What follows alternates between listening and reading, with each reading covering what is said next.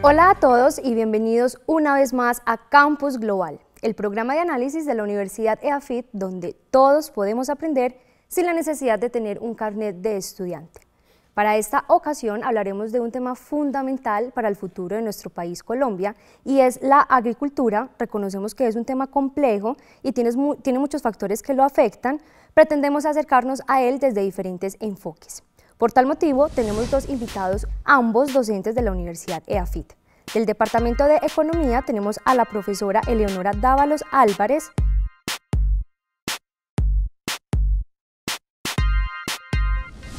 y el profesor del Departamento de Ciencias Biológicas, Nicolás Pinel.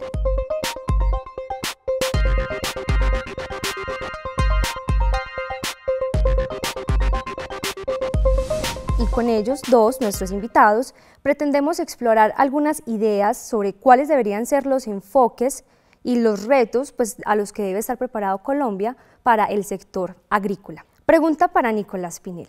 Profesor, considerando que Colombia es uno de los países más biodiversos del mundo y que en ello se constituye un activo muy valioso, ¿cree que es necesario y posible el desarrollo agrícola con la conservación de la biodiversidad como un objetivo? Sofi, para nosotros en Colombia es una prioridad, porque no podemos desperdiciar nuestro potencial agrícola ni tampoco podemos malgastar o destruir los recursos naturales de los que hemos sido beneficiados por nuestra ubicación geográfica y nuestra gran riqueza biológica. Entonces, no solamente es posible, es imperativo. Ahora, ¿cómo lograr esa armonía entre las dos facciones? Anteriormente veníamos en una antítesis entre agricultura o preservación, y la conservación de los recursos naturales entonces se priorizaba o se dejaba a un lado dependiendo de cuáles fueran las prioridades en cuanto al desarrollo agrícola. Pero lo que venimos entendiendo es que no tienen que estar en oposición y que hay ganancias que percibir cuando integramos de una manera un poco más armoniosa, un poco más ecológica, los ecosistemas naturales y los ecosistemas agrícolas. Entonces empezamos a hablar de lo que llamaríamos un agroecosistema. Profesor, cuando usted se refiere a que anteriormente se tenía que o se realizaba la actividad agrícola o se conservaba la biodiversidad y estos agroesistemas, ¿cómo entonces puede hacerse la agricultura sin afectar los intereses económicos del sector agrícola, que sería de pronto lo que antes preocupaba mayormente? Bueno, lo que tenemos que ver es que hay varios aspectos, por un lado de las dinámicas que ocurren en un cultivo y por otro lado de lo que un cultivo está generando y está liberando hacia el ambiente que causa un impacto en los ecosistemas naturales. Por un lado, todo lo que se desperdicia de un cultivo en cuanto a fertilizantes que salen a las aguas o que salen a la atmósfera, todo eso son recursos que se invirtieron en el cultivo y que no están siendo aprovechados para el objetivo por el cual se aplicaron. Entonces, eso son pérdidas de recursos que no se están aprovechando donde deberían estarse aprovechando. Minimizando esa pérdida, no solamente vamos a preservar la integridad de los ecosistemas circundantes, sino que también vamos a minimizar el gasto y aumentar la eficiencia del uso de esos recursos. Por otro lado, tenemos situaciones en las que las dinámicas de una agricultura de monocultivo son en sí mismas las que generan las necesidades de un uso excesivo de plaguicidas o de unas condiciones ambientales que son detrimentales para los cultivos como tal.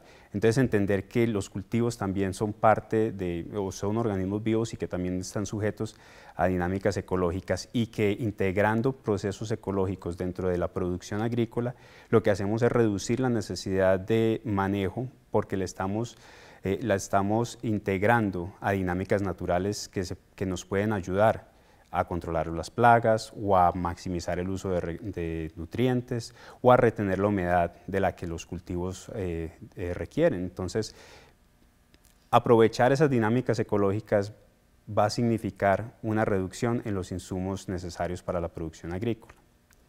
Y quizás hay un tercer elemento y es que en Colombia tenemos que entender que nosotros somos un país tropical y que la agricultura que vamos a desarrollar es una agricultura tropical, que no podemos simplemente adoptar modelos que funcionan bien en otros ecosistemas, pero que aquí en las latitudes tropicales y bajo condiciones biológicas tropicales no son muy conducientes a una estabilidad productiva sin un influjo o un consumo de insumos excesivo. Entonces, entender que nuestras condiciones tropicales y de nuestra biología necesitan unas estrategias distintas, nos puede reducir el gasto de nuestras prácticas de manejo. Y quizás, si me permites, un último punto sí, es claro. Que la preservación misma o la conservación de nuestra biodiversidad se convierte en un insumo de nuevos sectores agrícolas, porque también tenemos muchas frutas tropicales que hasta el momento todavía no estamos produciendo de manera comercial y que son recursos, son tesoros que tenemos para ofrecerle al mundo, pero que no las estamos aprovechando porque no hacen parte de lo que ha sido un repertorio canónico de productos agrícolas. Entonces, esa misma conservación de nuestros recursos naturales hace que esa fuente de diversidad no solamente se mantenga en las selvas, en nuestros ecosistemas naturales, sino que nutran nuestra industria agrícola con nuevos productos y nuevas estrategias de producción. Profesor, ¿cómo podría explicarse a que esos productos, como usted los llama, tesoros, objetos pues, y productos totalmente valiosos para el país, por qué no han sido explotados debidamente o ni siquiera han sido explorados? Yo creo que eso es más una pregunta para economistas, porque posiblemente es un tema más de mercados y de generación de mercados y de encontrar los incentivos económicos para desarrollarlos. Pero sí conozco de ejemplos que empiezan a hacer de nuestros productos nativos, de nuestras selvas amazónicas o de nuestras selvas chocuanas, como sectores productivos dentro de nuestro campo. El borojó, por ejemplo, el arazá, otras frutas tropicales que empiezan a desarrollar mercados que poco a poco se posicionan como productos nuestros que tienen una presencia mundial. A mí me encantan los números, me encanta dar datos, cifras, me parece que eso llama de pronto mucho la atención del público, entonces voy aquí a dar algunos para que vean de pronto por qué somos tan importantes en cuanto al desarrollo de la agricultura y por qué Colombia pues todavía está un poco atrás de todo lo que tiene por explorar y darle al resto del mercado internacional. Estamos posicionados como número 1 en todo pues, a nivel mundial, con la mayor cantidad de orquídeas y pájaros. Estamos en la segunda posición en plantas, anfibios, mariposas y peces de agua dulces. Somos los terceros en especies de palmeras y reptiles y los cuartos en biodiversidad de mamíferos. Entonces, pues no es gratuito que el día de hoy estemos hablando sobre la importancia de la agricultura y el futuro para Colombia en esta área. De pronto el público puede estarse preguntando, bueno, ¿y por qué es tan importante el Departamento de Economía para hablar pues de agricultura? Profesora Eleonora, uno de los campos de la economía se denomina bioeconomía. ¿Podría decirnos en qué consiste? Sofía, muchas gracias por la pregunta. Realmente ahí hay que hacer como una primera aclaración. Realmente la bioeconomía no hace parte de una rama de estudio exclusivamente de la economía. La bioeconomía es todo un campo del conocimiento que involucra conceptos de la biotecnología para el uso de procesos productivos. Entonces realmente abarca muchísimas ramas de la ciencia, estamos hablando desde la ingeniería industrial, pasando por la biología, y la economía realmente hace un análisis de cómo interfieren estas nuevas tecnologías y cómo se involucran en un proceso productivo. Entonces el concepto de bioeconomía es muchísimo más amplio, y una de las partes que abarca el concepto de bioeconomía es, por ejemplo, el uso de biomasa dentro de los mismos procesos productivos, y biomasa es materia orgánica que se genera dentro de un mismo proceso. Entonces, para darte un ejemplo de qué sería una bioeconomía. Por favor.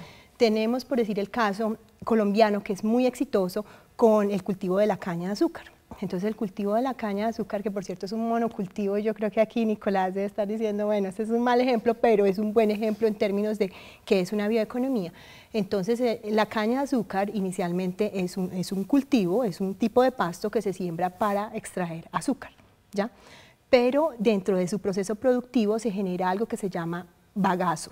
Y ese bagazo, después de que se extrae el azúcar, el jarabe, que es con el cual se lleva a cabo después un proceso para destilar pues azúcar, ese bagazo se puede usar para muchísimas cosas. Y por ejemplo en Colombia ya el sector azucarero ha involucrado dentro de su proceso productivo el uso de esa biomasa, que es el bagazo, o sea, biomasa en el proceso productivo de la caña equivale a bagazo, ese bagazo para hacer, por ejemplo, ¿qué? Para generar energía. Entonces, los procesadores, los cultivadores de caña no solamente están haciendo crecer caña y produciendo azúcar, sino que a partir del bagazo de la caña generan energía eléctrica. Y esta energía eléctrica vuelve al mismo proceso productivo de la generación de la producción de azúcar y inclusive en algunos casos se están teniendo excedentes y esos excedentes de energía vuelven a la red pública. Entonces imagínense qué maravilla, estamos utilizando completamente todo lo que se cultiva. Adicionalmente, en otras ocasiones ese mismo bagazo se usa para hacer papel.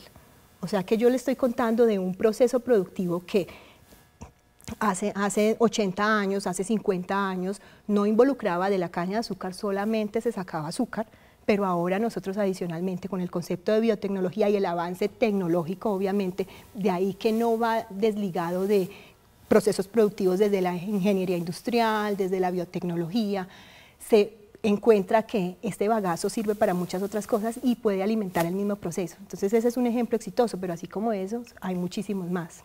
¿Qué oportunidades y cuál es el potencial que podemos aprovechar de la bioeconomía para el país? Pues mira, ahí Colombia es uno de los países pues, que tiene un potencial grandísimo y te voy a decir cuál es exactamente el potencial. Hay una situación que es un fenómeno mundial de crecimiento de población, ¿verdad? Al crecer la población, ¿qué pasa? Aumenta la cantidad de alimentos que son demandados a partir de la tierra, básicamente. Pero la tierra que es apta para cultivo es limitada, ¿ya? Y Colombia es uno de los 7 países, uno de todos, o sea, dentro de todos los países que tienen a un área que se puede cultivar, es uno de esos 7 países. Y entonces estamos hablando que Colombia tiene 22 millones de hectáreas que son aptas para cultivos. Y cuando usted me pregunta cuántas está usando, y ahí es donde uno dice, Dios mío, Colombia está usando solamente 5 millones de hectáreas en este momento. ¿Y eso se da debido a qué?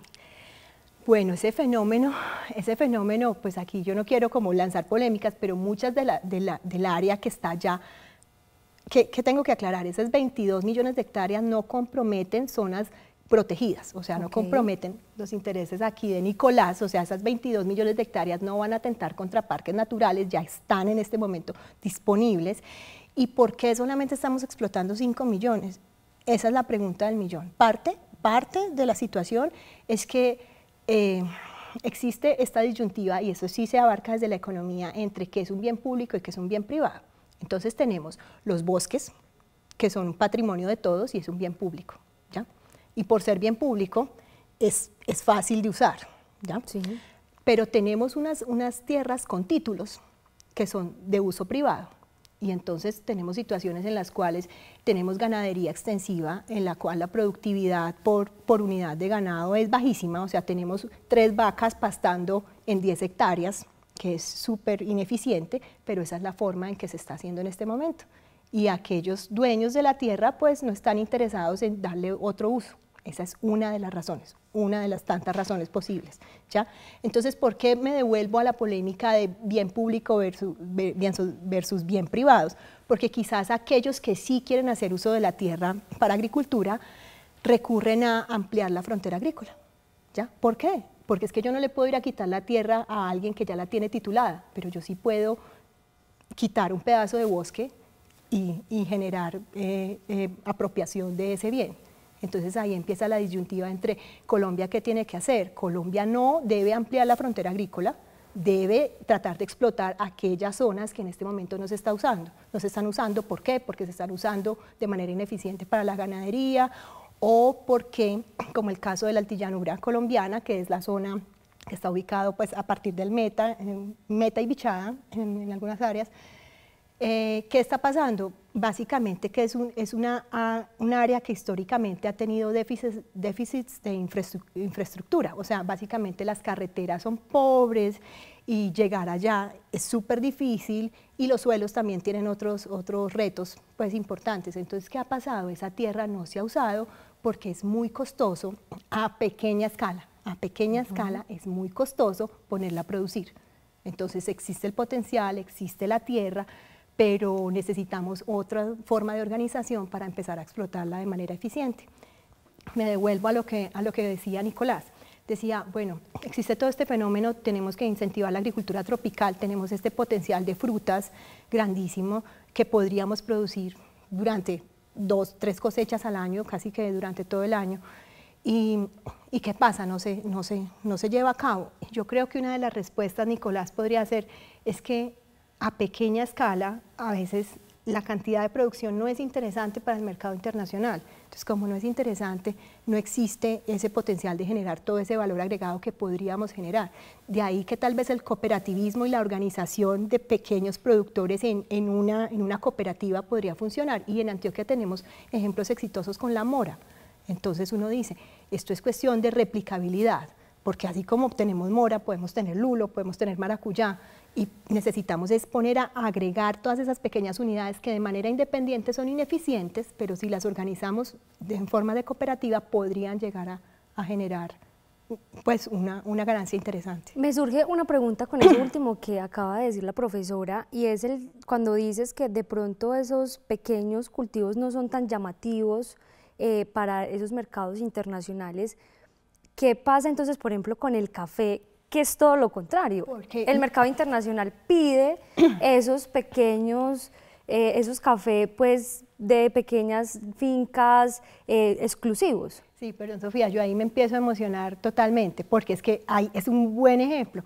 Es que no es que se discrimine al pequeño productor, sino que el pequeño productor por volumen no puede competir en un mercado internacional. ¿Qué pasa con el café? El café tiene la Federación de Cafeteros, y la Federación de Cafeteros es un ente organizador de pequeños productores. Entonces, problema resuelto, ¿ya? Tenemos pequeños productores que de manera organizada pueden responder a un mercado internacional con los volúmenes que se necesita. Pero eso no pasa con otros productos. Profesor Nicolás, a mí me parece que es necesario, pues con estas últimas noticias de desastres naturales que estamos viviendo actualmente en el mundo, desde las áreas biológicas, ¿qué percepción general se tiene o cuál sería de pronto una reflexión que por el trato hacia la tierra, hacia el campo, el agua, el clima, el aire, es qué pasa con la agricultura? O sea, una reflexión de por qué todo esto se está presentando.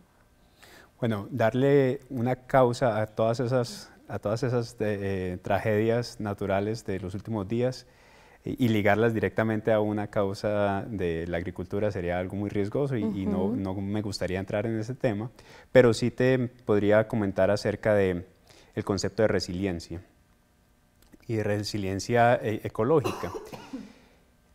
Y eso aplica para la agricultura como tal. ¿En qué sentido? La estabilidad de un ecosistema depende de su integridad. Mientras más elementos estén en buena salud dentro de un ecosistema, mayor va a ser su capacidad de resistir a esos estreses, a esos impactos o perturbaciones que vengan de afuera, como sequías, como grandes temporadas de lluvia. Entonces, ecosistemas con integridad pueden proteger a la agricultura. Del mismo modo, entendiendo una producción agrícola como un agroecosistema y dotándolo de esa integridad en cuanto a sus necesidades ecológicas, hace que su valor de resiliencia aumente y su capacidad de resistir estas temporadas adversas aumente y preserve la productividad de esos agroecosistemas. Entonces, preservar o al menos conservar las funciones de los ecosistemas, tanto de los ecosistemas nativos como de los ecosistemas destinados a la producción agrícola, es importante para poder fomentar su capacidad de resistir a estos desafíos que vienen del cambio climático o de las temporadas adversas, bien sea por falta de lluvia o por exceso de lluvias.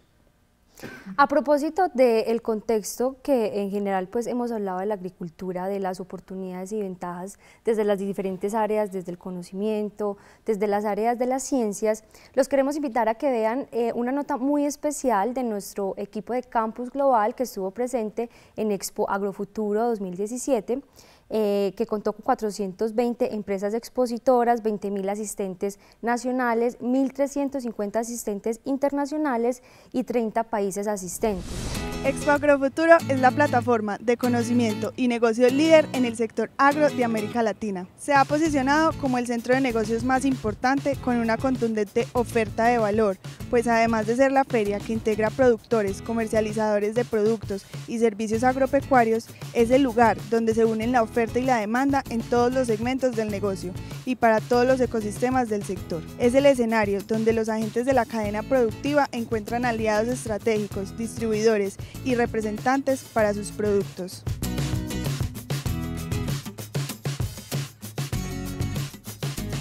Para el sector financiero, un evento como Agrofuturo es muy importante. ¿Por qué? En este momento, el crecimiento del sector agro frente al resto de la economía se está comportando de manera destacada, es 3 veces el crecimiento de la economía. Además, estamos hablando de uno de los principales anoladores del desarrollo en la actualidad. Hoy en día, todo lo que esté relacionado con el campo, que involucre comunidades, que tenga que ver con campesinos, se convierte en un factor de desarrollo en los territorios que nos puede llevar a mejorar la calidad de la vida de las personas. Y esto para el sector financiero significa futuro, significa progreso. Una entidad financiera que realmente le interese a la gente tiene que estar al lado del agro, tiene que contribuir con su desarrollo y su potencialización. Esta feria es importante para los pequeños productores apoyados por la Agencia de Desarrollo Rural porque es una vitrina que permite mostrar todos los productos. Y nosotros como agencia desarrollamos una actividad muy particular y es que destinamos el stand para que nuestros productores puedan ofertar sus productos. Entonces, como ustedes pueden observar en el stand, esta es la oferta de los productores y no la oferta institucional, porque lo que queremos es que el público en general conozca los productos que nuestros productores pueden sacar al mercado nacional y también, ¿por qué no, al mercado internacional? La importancia de Agrofuturo para los inversionistas como yo es la gran cantidad de frutas y verduras que Colombia nos puede ofrecer a lo largo del año.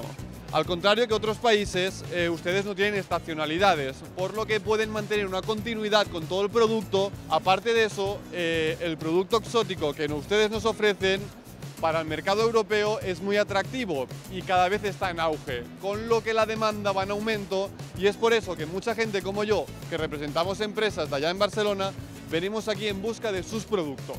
La feria tomó lugar el pasado 13, 14 y 15 de septiembre en el Centro de Convenciones Plaza Mayor, Medellín, Colombia. Y mientras disfrutábamos de nuestra participación en Expo Agrofuturo 2017, a la profesora Leonora le surgió aquí una duda, quedó como con una inquietud en cuanto a agricultura tropical para el profesor Nicolás.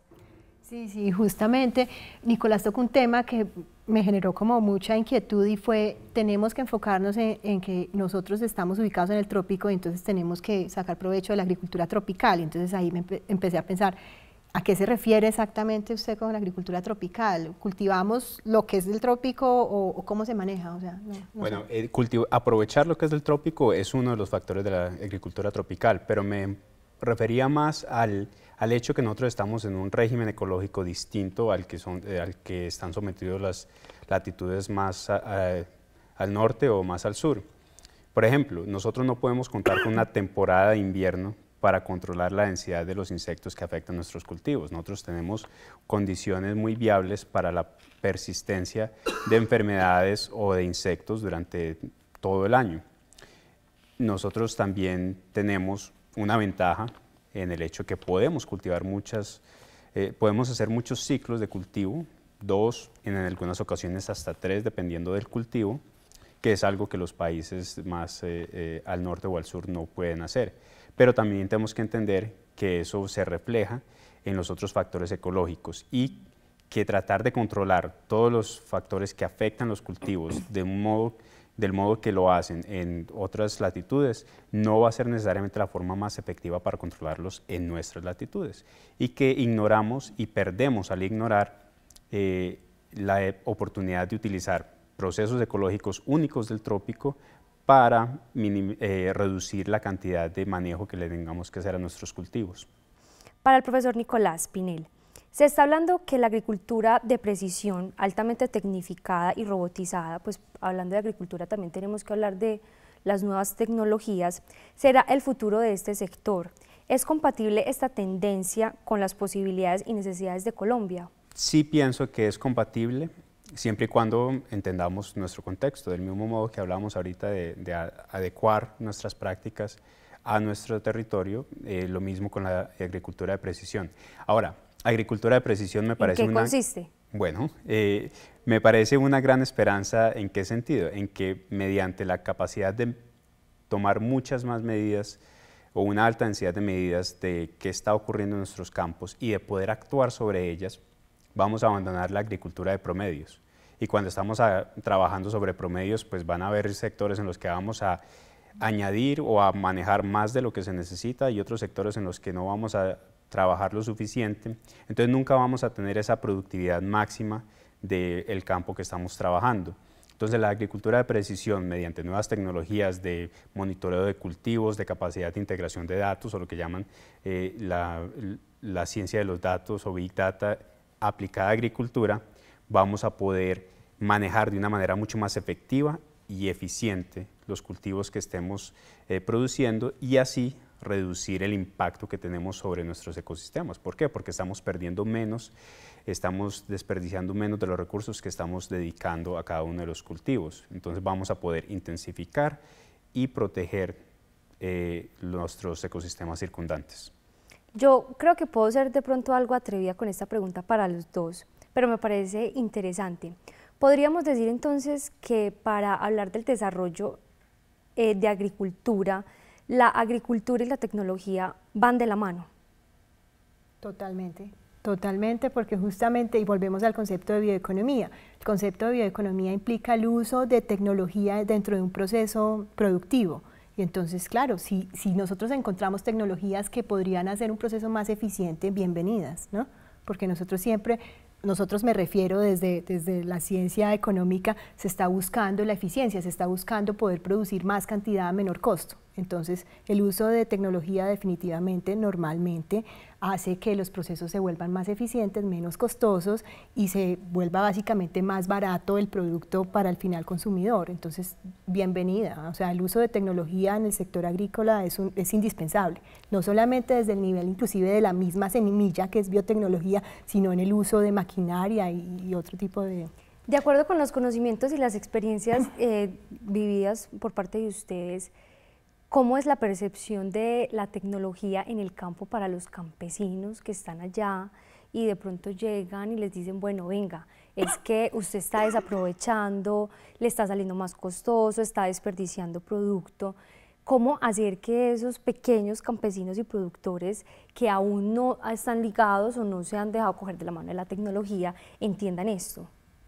Yo no he tenido experiencia de primera mano, sino cuando digo con información secundaria es con la revisión de estudios, y lo que uno encuentra es que muchas veces la inserción de nueva tecnología en un proceso productivo siempre requiere toda una estrategia de comunicación. O sea, no puede ser que yo sé que estos drones funcionan así y señor, haga un acto de fe y póngalos a funcionar. No, porque es que es algo que no se aprende de la noche a la mañana y normalmente la gente no quiere cambiar la forma en que hace las cosas porque es la forma que lo viene haciendo y la forma en que confía y se siente seguro. Entonces, definitivamente, la adopción de nueva tecnología no solamente requiere un apoyo financiero, un músculo financiero, porque muchas veces los pequeños campesinos no lo pueden hacer así de fácil, sino que también requiere toda una estrategia de comunicación que los vincule para saber cómo usarla de manera adecuada, porque también usted puede tener acceso y darle y generar los subsidios necesarios para que las personas accedan a la tecnología, pero si usted no presta el servicio de enseñarla a usar, también es tecnología que se pierde. Es algo que usted dota a los campesinos con la tecnología y vuelve un año después y está la tecnología, lo que sea que usted haya dado, una herramienta nueva o el uso de una semilla de manera diferente, no se usa de manera adecuada, entonces no genera los resultados que uno esperaría, que uno esperaría con base en los estudios de laboratorio, por ejemplo. Dejé al profesor Nicolás con la palabra en la boca, de pronto él quería como complementar, agregar algo en cuanto a la tecnología de la agricultura, si van de la mano o no. Sí, Sofi, y estoy muy de acuerdo con la profesora Dávalos en cuanto a la necesidad de integrar de una manera mucho más completa la tecnología dentro de las prácticas agrícolas, porque de verdad que pueden facilitar y aumentar la eficiencia de estas prácticas. Pero quería de pronto resaltar el hecho que pensar en tecnología no es solamente pensar en mecanización o pensar en nuevos sensores. Hay una rama del diseño que se llama biomímica y es esta que trata de entender o de aprender de la naturaleza, de cómo la naturaleza ha resuelto muchos problemas a los cuales se ha enfrentado, que al fin y al cabo la naturaleza ha tenido 3.800 millones de años para experimentar. Entonces, aprovechar ese conocimiento de cómo la naturaleza resuelve problemas para implementarlos de manera tecnológica. Entonces, no es solamente una cuestión de nuevos robots y nuevas máquinas, sino de nuevo conocimiento que se transfiere en nuevas metodologías como parte de lo que es aumentar el uso de tecnologías en la agricultura. Bueno, la discusión sobre el tipo de agricultura que se necesita desarrollar en países de proceso de desarrollo es compleja y tal vez, creo yo, no hay una fórmula pues universal. Pero a su juicio, profesora Leonora, ¿cuáles serían las discusiones y preguntas que debemos intentar resolver para el diseño de políticas agrícolas en Colombia? Colombia, yo a veces veo que Colombia tiene lo que constituyen sus ventajas, muchas veces constituye desventajas. Entonces, en este caso en el que nosotros somos uno de los 7 países que tiene tierra disponible para la agricultura, nos pone en la disyuntiva de debemos ser un país intensivo o extensivo. ¿Por qué? Porque todavía nos podemos extender. Hay otros países que no tienen ese privilegio, entonces saben que la ruta es intensificar. Colombia tiene todavía la disyuntiva extensivo o intensivo. Y ante eso yo quisiera ahorita escuchar al profesor Pinel un poquito, porque yo pienso que la respuesta de nosotros es un punto intermedio. Obviamente tenemos capacidad de extendernos sin poner en riesgo las áreas protegidas, o sea, todavía nos podemos extender y hacer uso de toda esa tierra. Pero yo pienso que el límite no es llegar a las 22 millones de hectáreas, ¿no? Porque entonces eso nos empezaría a poner mucha presión sobre los ecosistemas pues, que rodean todas estas 22 millones de hectáreas. Yo creo que ahí Nicolás definitivamente va a tener algo que opinar. Entonces nos pone en esa disyuntiva, extensión o intensificación, y yo pienso que la respuesta es nosotros tenemos que extendernos un poco más y hacer uso de toda esa área, pero definitivamente tenemos que empezar a intensificar. Ese es el camino. Entonces yo pienso que la respuesta es esa, o sea, lo que es una ventaja para nosotros también nos enfrenta a una disyuntiva. Yo estoy muy de acuerdo con la intensificación. No veo que haya un conflicto fundamental en cuanto a la extensificación, pero extensificación tal cual la estamos haciendo sí generaría ese riesgo que estás planteando, porque reflejaría que no estamos todavía sabiendo utilizar la tierra que tenemos cultivada.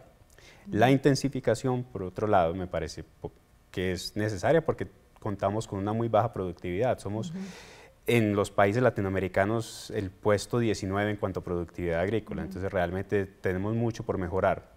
Pero lo otro, y volviendo a hacer una analogía con los sistemas biológicos, es, en un ecosistema natural tú ves que todos los nichos, o sea, todas las posibilidades de utilización de recursos están ocupadas, porque si hay un nicho vacío, va a haber una especie que venga a ocuparlo. En un agroecosistema podemos intensificar aprovechando lo que el cultivo A no está utilizando para producir el cultivo B, y así puede que no aumentemos la productividad de uno de nuestros cultivos, pero en general o en total estamos aumentando la productividad de ese espacio de tierra, produciendo 2, 3 o 4 cultivos que son complementarios. De pronto, esta pregunta es para los dos. De acuerdo a estos diseños de política para la agricultura, ¿hay de pronto o conocen experiencias en otros países que puedan ayudar a resolver esas inquietudes para Colombia o esos retos que trae el futuro agrícola? Sí, Sofía, por ejemplo, bueno, yo puedo compartir un poquito la experiencia, he estado estudiando un poquito la experiencia de Alemania, y entonces en Alemania, por su área, obviamente el dilema no es extensificación, ellos ya están dedicados a, tiene que ser intensificación y de hecho ya lo han hecho. Ahora la cuestión es, y el debate va mucho más allá y va acerca de cómo los consumidores generan presión y demandan artículos que tengan incluidos dentro de ellos un proceso bioeconómico. ¿Ya? Sí. Entonces la discusión de ellos ya no está en el productor, que es un poquito lo que nosotros estamos conversando, qué deberían hacer, cómo se debería producir, qué tanto se debería producir, sino va un paso adelante, y el paso adelante es, ya llegamos a cómo un consumidor se debe comportar y qué debe demandar, porque ya está resuelta la respuesta de intensificar. Entonces ya se le tira el balón al consumidor, usted es responsable y necesita información suficiente para saber en este proceso productivo si se involucró o no se involucró un proceso bioeconómico en el cual se genera sostenibilidad en el largo plazo. Entonces ese es un buen ejemplo a seguir en términos de nosotros debemos mirar a resolver nuestro dilema y empezar a avanzar y mover la discusión a un nivel más desarrollado, o sea, resolver el nivel del productor y avancemos hacia los consumidores también. Una pregunta de pronto para enfocarnos en el ámbito político. ¿Ustedes creen que el sector agrícola en Colombia ha sido prioridad? Y si no, ¿debería serlo? La pregunta del millón, Nicolás. Debería serlo, sí, porque es uno de los sectores que realmente nos va a dar un eje de desarrollo con potencial único en Colombia. Entonces debería tomar la prioridad que se merece por tener esa importancia en cuanto al potencial de desarrollo económico. Ahora, que haya sido o no, no puedo opinar al respecto. ¿Qué cosas o tres aspectos fundamentales, uno no sé, un aspecto fundamental para tener en cuenta, clave brevemente, por qué debe ser tomada una prioridad? Yo pienso que la respuesta natural aquí es el potencial. O sea, la respuesta natural es si la dotación inicial, o sea, la dotación inicial, quiero decir, la lotería que nos ganamos de estar ubicados en el trópico y tener todas estas hectáreas disponibles para la producción agrícola, eso no lo ganamos, o sea, Colombia está allí, nadie lo pidió, ¿ya? Entonces tenemos esa dotación inicial y sabemos que tenemos una ventaja comparativa porque solamente hay 7 países, entonces no hacer uso y no desarrollar el sector agrícola sería una pérdida, o sea, totalmente. Es para allá que tenemos que mirar, pero allá hay que tener cuidado y vamos a dejar Nicolás que nos quiere decir y vuelvo porque tengo algo que decirles. Bueno, yo pensaría que la otra prioridad es que realmente nosotros necesitamos garantizar la seguridad alimentaria de nuestro país y en este momento no tenemos una buena posición en ese aspecto y se convierte en una cuestión de seguridad social, de beneficio social, poder desarrollar el campo, pero entender que el desarrollo del campo no es algo marginal, que el campo se puede convertir en un renglón de vanguardia, que no tiene que ser visto como algo que se hace allá en la parte rural, sino que es algo central a nuestro desarrollo tecnológico, desarrollo científico y desarrollo económico. Ya para cerrar, Sofía, porque yo sé que ya estamos como escasos de tiempo, lo único que yo quiero enfatizar, así como último punto, es valor agregado. O sea, nosotros no vamos a explotar, vamos a aumentar nuestra producción agrícola para seguir explotando bananos, cafés, materias primas. Tenemos que movernos y la política, el diseño de política tiene que moverse a darle valor agregado a los productos, es decir, no vamos a exportar moras, vamos a exportar jugo de mora, no vamos a exportar aguacates, exportemos guacamole, o sea, pasemos de lo básico que es la materia prima para que otro vaya y haga riqueza en otra parte, hagámoslo aquí. Entonces eso implica una tecnología y un desarrollo un poquito más avanzado, pero eso eleva la discusión. Llevamos vendiendo bananos un montón de tiempo, llevamos vendiendo café un montón de tiempo, o sea, ya es hora de que generemos el valor agregado aquí y eso nos va a subir un escalón acerca de qué estamos exportando. Para ampliar la mirada desde otro enfoque, vamos entonces a escuchar a el señor Diego Miguel Sierra, quien ha tenido experiencia en la participación del sector público y también en la actividad agrícola. En general yo diría que los colombianos normalmente nos vamos en los extremos, o somos muy pesimistas y nada es posible, todo va mal, o somos muy optimistas y nos declaramos no sé cómo el país más feliz del mundo.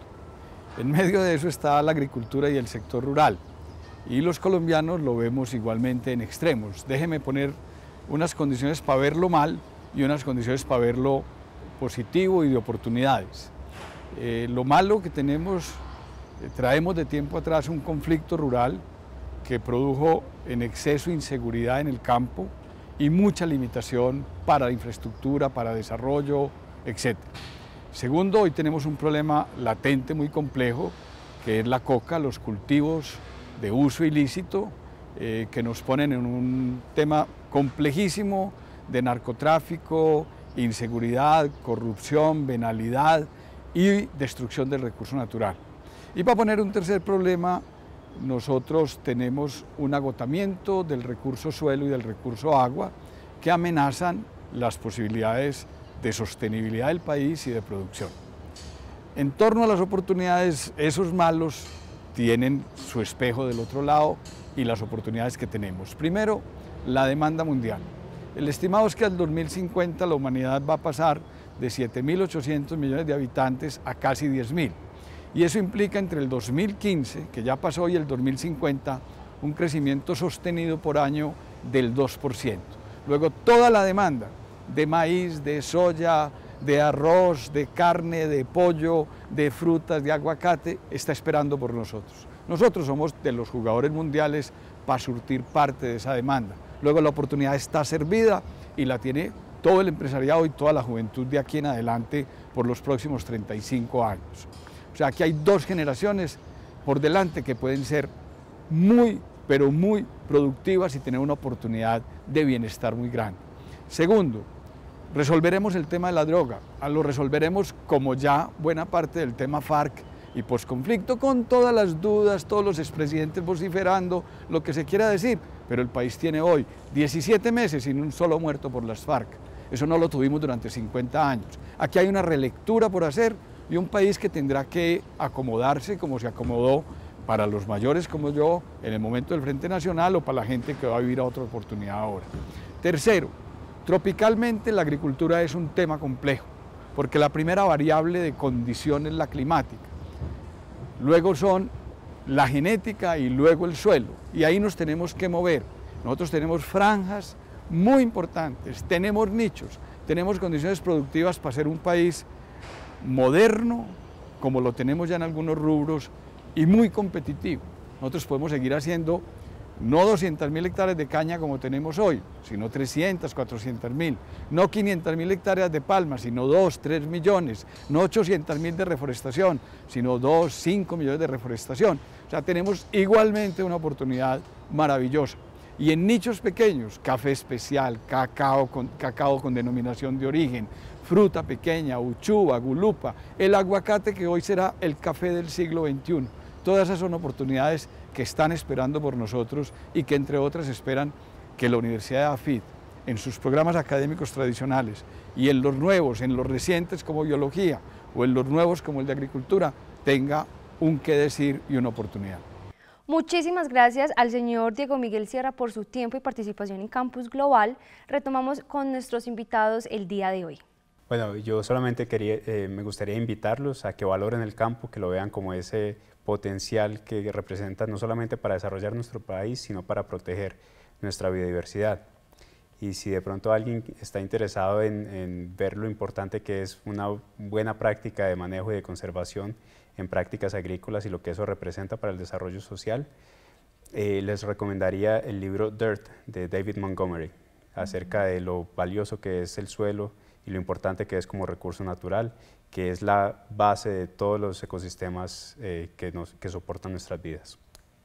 Ahí yo tengo algo que decir, otra invitación, me hiciste caer en cuenta de una invitación, y es que el próximo año, en el mes de marzo, el Departamento de Economía está organizando el primer taller acerca de bioeconomía y vamos a tener participantes de diferentes universidades, entre ellos una universidad alemana. Entonces los invito a que estén pendientes de la agenda, que en marzo vamos a tener todo un panel de qué es bioeconomía, con qué se come, qué beneficios nos trae y se va a debatir en más extensión lo que hemos venido conversando hoy. ¿Es de acceso libre de pronto para los estudiantes Sí, de la seguramente. universidad? Sí, tenemos pensado que está dirigido a 3 públicos diferentes, los hacedores de política, la parte académica y los industriales. Entonces, definitivamente toda la comunidad está invitada a participar. Profesores, queremos agradecerles profundamente su participación e interés por Campus Global. Recuerden que es el programa de análisis de la Universidad EAFIT, donde todos podemos aprender sin la necesidad de tener un carnet de estudiante. De igual manera, los invitamos a que nos sigan en redes sociales para conocer un poco más pues, de estos temas. En Instagram estamos @campusglobaleafit y el Centro Multimedial lo encuentran como @centromultimedial. Esto ha sido todo por hoy.